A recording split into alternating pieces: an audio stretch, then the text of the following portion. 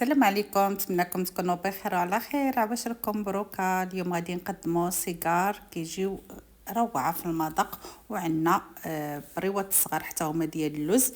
هاد السيجار كنديروهم غير بالكركاع والجبن ديال السطيله، وعندنا مقادير ديالهم بسيطه جدا وكيجيو رائعين في المذاق. كيجي بين الحلو والمالح، كيجيو زوينين بزاف في المذاق.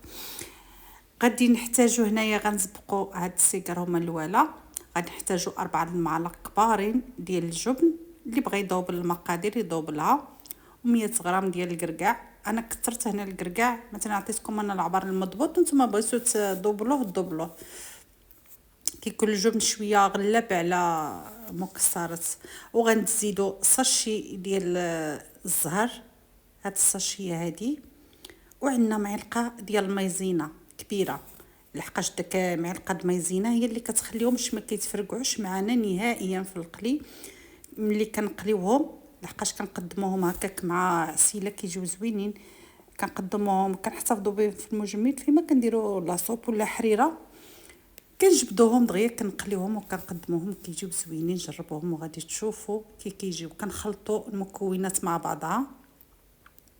انا هنا كثرت الكركاع، يعني ديروا 4 معالق يكونوا كبار، وديروا 100 غرام ديال الكركاع، يعني كميه تكون ما تكونش كثيره. وداك معلقه مايزينا هذيك ضروريه كنديروها فيهم. صافي هنايا جبنا الورقه، غادي نبداو نقطعوا باش غادي نعمروا داك السيكار ديالنا. هنايا كل واحد كاين اللي كيبغي يعملهم كبار، كاين اللي كيبغي يعملهم صغار.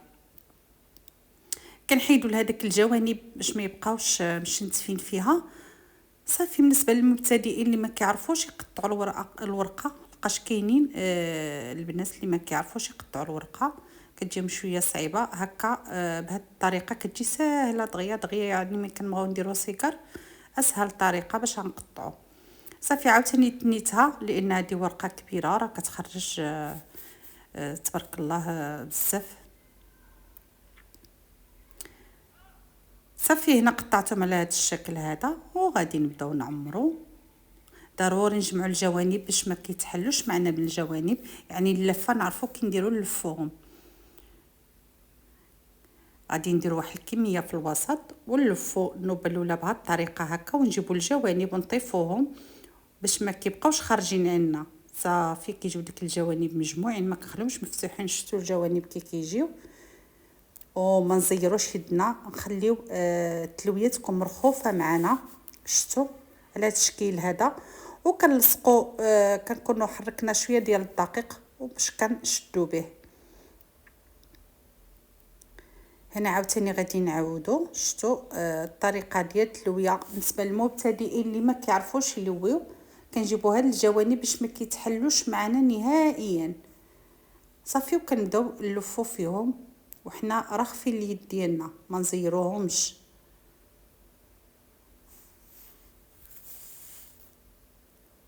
غادي نمشيو على الكميه اللي عندنا حتى نكملوهم. صافي واحده اخرى غادي نعاودوا نفس الطريقه اللي درنا، كنجمعوا الجوانب وكنلفوا.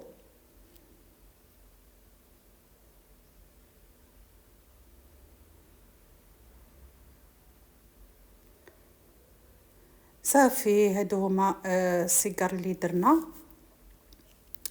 الكميه اللي خرجتنا ديال السيجار غادي نحتفظوا بهم، وشويه غادي نقليوهم. صافي هنا كنجيب واحد البواطه كنحاولوا نستفوهم بهذه الطريقه، ونديروا فوق منهم هكا سلوفان ولا كغير ديال الطبخ اللي متوفر عندنا، باش نحاولوا باش ما يلصقوش مع بعضهم. هنايا غنفرشوا لهم شي حاجه من الفوق، نزيدوا طبقه اخرى وكنحتفظوا بهم هكا في المجمد فوقاش ما بغينا.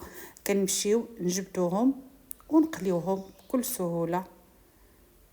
ما نديروش عليهم نوبه ولا نسخنوا الزيت، ما نديروش عافيه مجهده باش كياخذوا الوقت ديالهم وكيجيو التحميره ديالهم زوينه. انا غنقلي معكم شي وحدين وغتشوفوا الطريقه ديالهم كيجاو.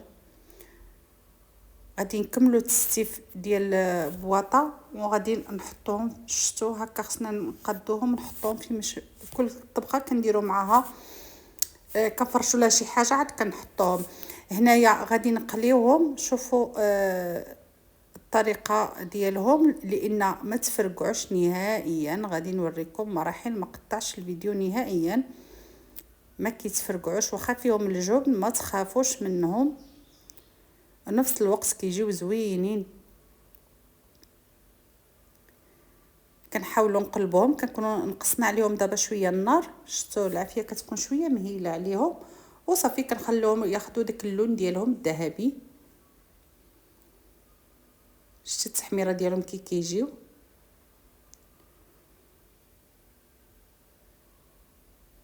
وحتى الزيت ما كياخذولناش الزيت، شفتوا ما تفرقعوش نهائيا. دابا غادي نبداو نحيدوهم ونحطوهم.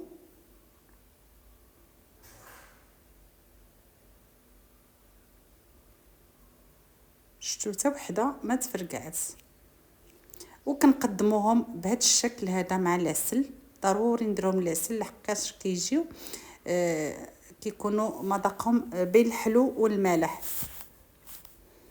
كنقدموهم هكا بالعسل، كيكونوا باقيين صغار سخان، كنرشوا عليهم هكا عسيله وعاد نقدموهم مع حريره ولا لاصوب. كيجيو زوينين رائعين، ما تشبعوش منهم. جربوهم وغادي تشوفوا الطريقه ديالهم كي غادي يجيو. غادي نمشيو دابا باش نقدموا البريوات ديال اللوز اللي جاو معلكين وزوينين حتى هما. التعليكه جات فيهم لداخل وجاو هشاش. هنايا عندنا اللوز اللي غادي نسبقوه هو الاولاني اللي عندنا الماء تسخن جيدا وضفنا عليه اللوز وصافي غطيناه خليناه واحد 2 دقائق ورجعناه باش نقيناه كامل هكا. انا درتو فحال اليوم لا غدا عاد قديتهم لان ضروري اللوز يكون معنا ناشف باش البريوات ديالنا ما كيبردوش معنا ملي كنحطوهم. لحقاش اللوز الا خليناه حتى نشف جيدا ما كيبردوش. داك الورقه ملي كنصاوبوا البريوات ما كيبردوش معنا، كيكون اللوز عندنا ناشف. هنايا بعد ما ساليته خليته حتى تسقطر جيدا ودرت واحد المنيدل وطلقت عليه وخليته حتى للصبح، يعني خليته بات حتى لغدا عاد باش خدمت به. انا هنا درت غير نص كيلو ديال اللوز اللي صورت. هنايا عندي المسكه الحره اللي مزيانه وضفتها وغندير داك الساشي ديال الزهر باش غادي نطحن. وعندي 150 غرام ديال السكر اللي ضفت معاه. صافي هنا درتو في الماكينه غادي نطحنو جيدا. بعد ما طحنته هو هذا درتو في الاناء اللي غادي نقدم فيه. زدت عليه معلقه ديال القرفه وغنضيف عليه معلقه ديال الزبده وماء الزهر وغادي نعجنوه جيدا لان المسكه طحناها معاه. الا كانت المسكه جيدا حتى هي كتجي زوينه. المسكه هذيك انا موصيه عليها المسكه لان المسكه النوعيه الجيده. هنايا درنا ماء الزهر وصافي غادي نعجنوا العقده ديالنا كما شاهدتوا. بعد ما عجناها غادي نلفوها على هذا الشكل لان حنا بغينا بريوات يجيو صغيورين ديال اللوز. درناهم على هذا الشكل هذا. صافي غادي نلفوا العقده ديالنا كامله باش تجينا الخدمه سهله وعاد نبداو نشكلوا البريوات. شتو كي جاو صغار. هنايا بالنسبه للورقه خصنا نقطعوها الطريقه تكون حيدنا لهذاك الجوانب كاملين وقديناها في الجناب باش من نقطعوها تجينا لحقاش بغينا العبر يكون غير صغيور. صافي هنايا غادي نبداو نقدو في الورقه ديالنا نقطعوها على الشكل اللي بغينا لحقاش حنا بغيناهم يجيو لنا صغيورين. صافي قطعناهم على هذا الشكل الصغيور.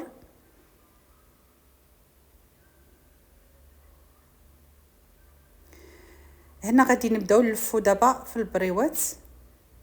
ملي كنديروا داك الكويورات ضروري كنديروا بيدنا عليها هكا بالصبع باش كنهبطوها شي شويه. صافي وكنبداو نلفو. كيكون عندنا شويه ديال الدقيق اللي خلطناه بالماء وكنبداو نلصقو في البريوات ديالنا ونحطو.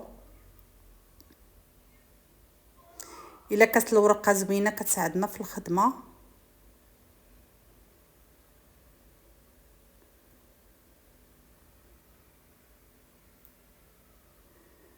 صافي هنا غادي نمشيو على الكميه اللي عندنا كامله حتى نكملوها. شفتوا البريوات كي كيجيو غير صغيورين.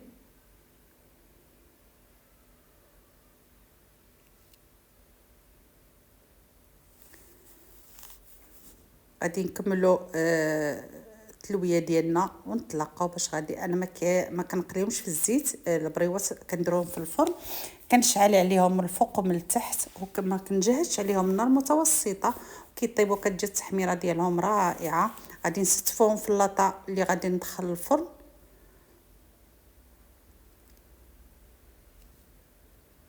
اللي خدمناها غادي نستفوها لان غادي نطيبهم في الفرن. شتي الشكل ديالهم غير صغيورين كيجيو زوينين صغيورين. هما هادو من بعد ما سالينا الكميه اللي عندنا. هنا غادي ندخلهم الفرن حتى يطيبوا باش غادي نديرهم في العسل. شتو هذا الشكل ديالهم بعد ما طابوا في الفرن. احسن حاجه ديروهم في الفرن، ما تقليوهمش في الزيت، كيجيو زوينين. شتو ما تفرقوا معنا ما والو، جات فيهم واحد الهشاشه رائعين. خرجتهم باقيين سخان هكاك، غنديرهم هكا في واحد الطنجره، غادي نخويهم كاملين وعاد غنخوي عليهم العسل، وغادي نخليهم شي شويه يشربوا العسل، عاد كنحيدهم لان باقيين سخان هنايا. كنحيدوهم غير بشويه باش ما يتهرسوش معنا لان جاو فتيين.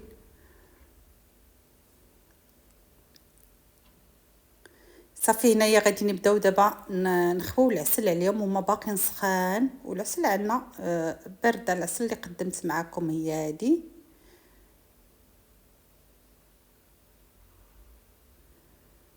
غادي نخوي عليهم الكميه ديال العسل حتى تيتغطسوا فيها، وهما سخان هكا كتدخل فيهم العسل.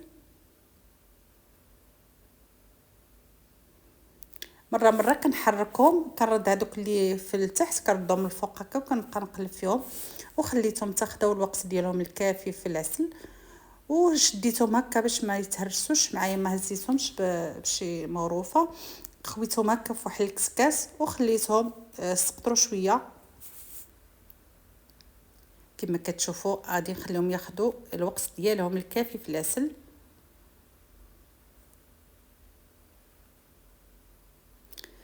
هنايا جبت واحد الكسكاس صافي، غادي نمشي باش غادي نخويهم فيهم. اللي بغى يزينهم يدير لهم هكا شويه الزنجلان في الرويصه ديالو، اللي بغى يخليهم عاديين هذاك الشيء كيبقى اختياري على حسب الرغبه.